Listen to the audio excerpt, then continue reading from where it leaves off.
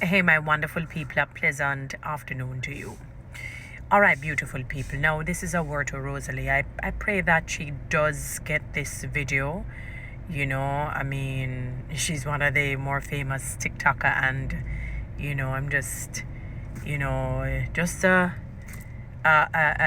little upcoming person, just trying to see where I can contribute as best as possible to the growth and to the development of our country.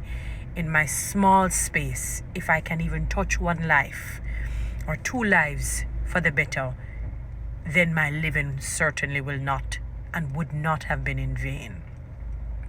I do follow Rosalie, and I sometimes sit in and listen because I look at her from a place of compassion.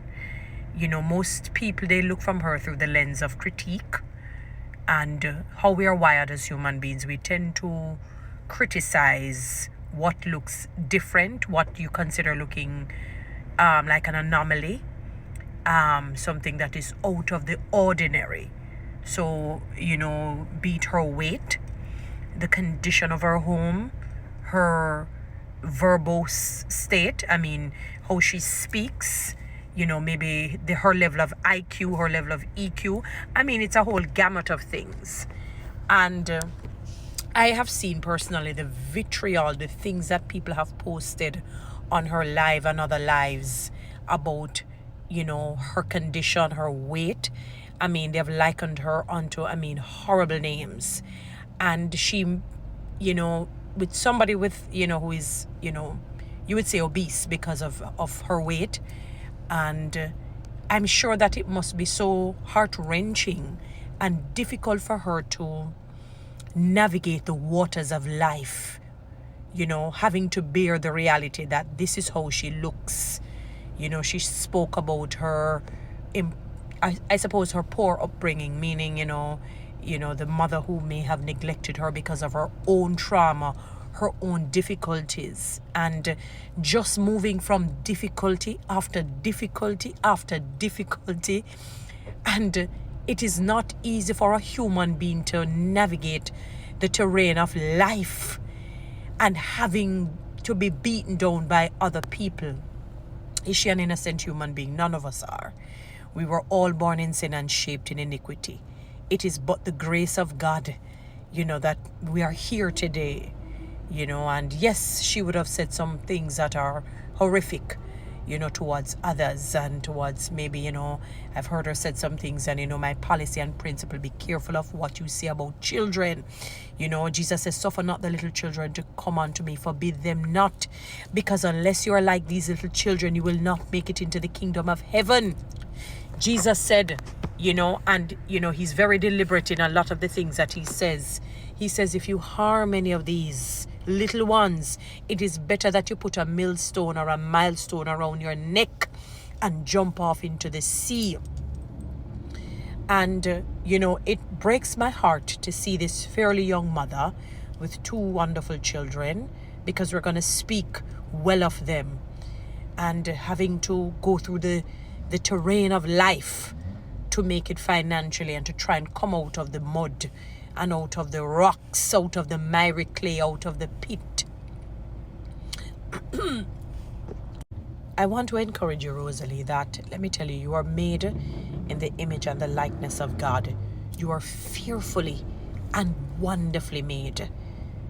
It doesn't matter what people want to say.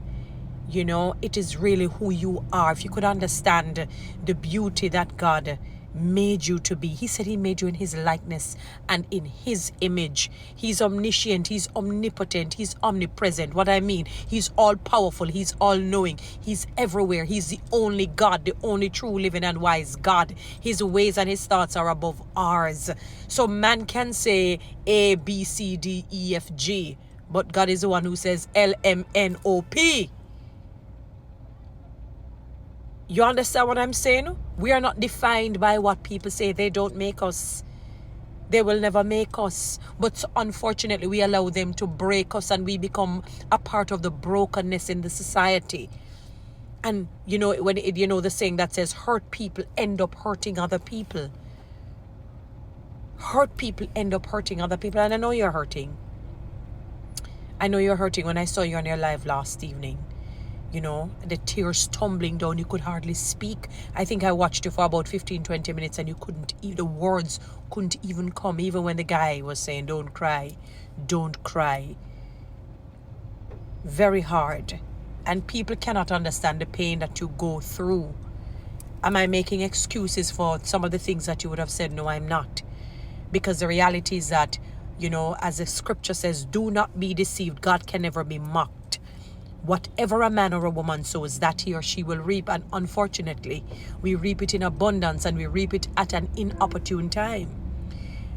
And if what has happened to you at this time, it is a time for some sort of introspection and reflection, you know, and retrospection.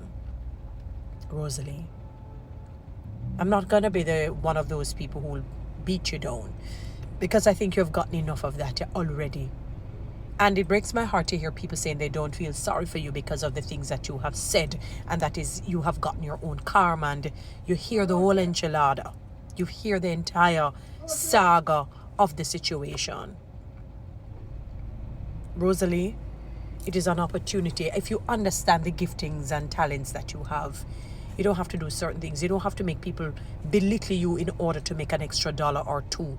You don't have to get down into the gutter in order to make an extra $1 or $2. There is a scripture that I would want you to remember. It says your gifts will make room for you. Your gifts meaning your ability, your skill, your talent, not so much your education, though that is important. Though that is important. It would be good if you could enroll in a class and just sharpen your skill as it relates to your weight, on the basis not so much on aesthetic. When I say aesthetic, not so much on look, but for health purposes. Years ago, Dr. Phil, you know, had a woman on his program. She weighed over 700 pounds. They had to put her on the cow scale. A man was talking of a woman who weighs similar, and when they because the x-ray machine, I don't know how it is, they had to send her to the zoo, and that was awful to hear. The same equipment that they use for the animals. Not on the Dr. Phil's program. A man was sharing that story. Different. Separate and apart. But I remember they had to weigh her on the cow scale, or whatever they call the scales that they put animals on, like cows and so on. And I said, oh my God, because she ate her way out of depression. She was just fed that way. Her fiancé was slim as ever. And Dr. Phil had to let her know, if you continue, you will not make it to 50. You will not make it to 50.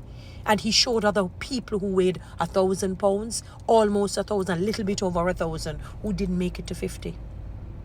Their heart gave way. Because he listed almost about 20 diseases, ranging from cardiovascular disease, cancer, cancer, stroke, cholesterol issues, liver and kidney condition. You name them, renal failure. The number of illnesses that, my heart came through my mouth. I was flabbergasted. I literally was discombobulated. So from that perspective, my darling, it is imperative that you take your health into consideration. You can see people looking normally now that you would consider slim in comparison to you, regular weight. And they're over their weight. They're actually overweight, even though they may look normal to the average person. Because based on your body mass index, there is a certain weight that you should be in, and based on your height as well. When I say you, I'm talking plural you, everyone. And I'm coming from a place of love. I don't know you any at all. Neither do you know me. But I'm not one of them who...